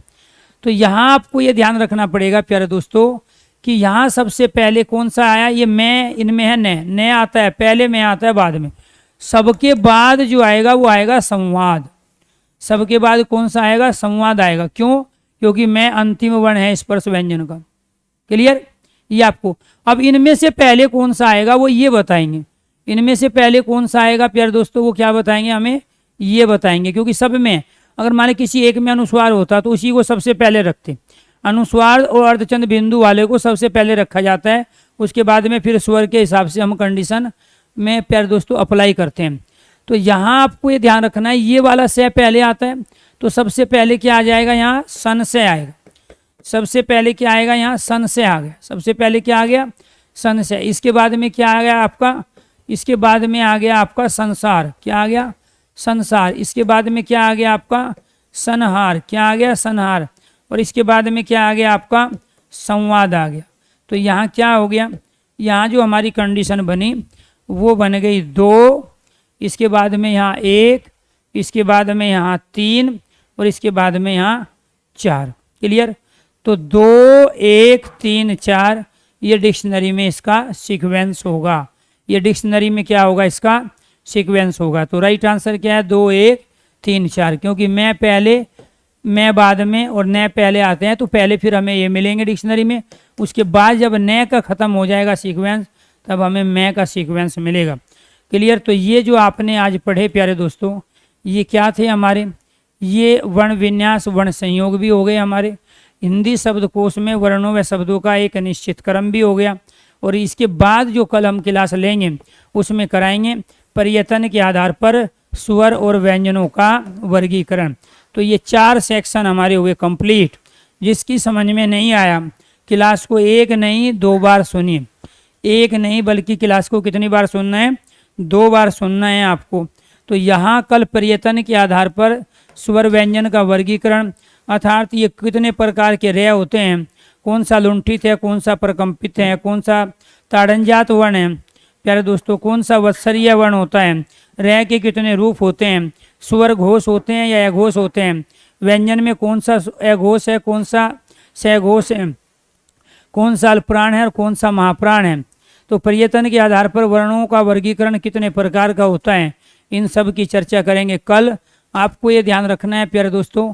बाकी इन क्लासों को कोशिश करो स्पीडोमीटर लगा के आप एक बार और सुनने का, क्योंकि वर्णमाला में अपने आप में आपने 50% चीज़ें एकदम नहीं सीखी है, ढंग से सीखी है। वो आप तभी सीख पाओगे जब उसका आप रिवीजन करोगे। आज के लिए इतना ही, बाकी कल मिलते हैं आपको प्रयत्न के आधार पर स्वर या व्यंजन के वर्गीकरण के साथ। धन्यवाद।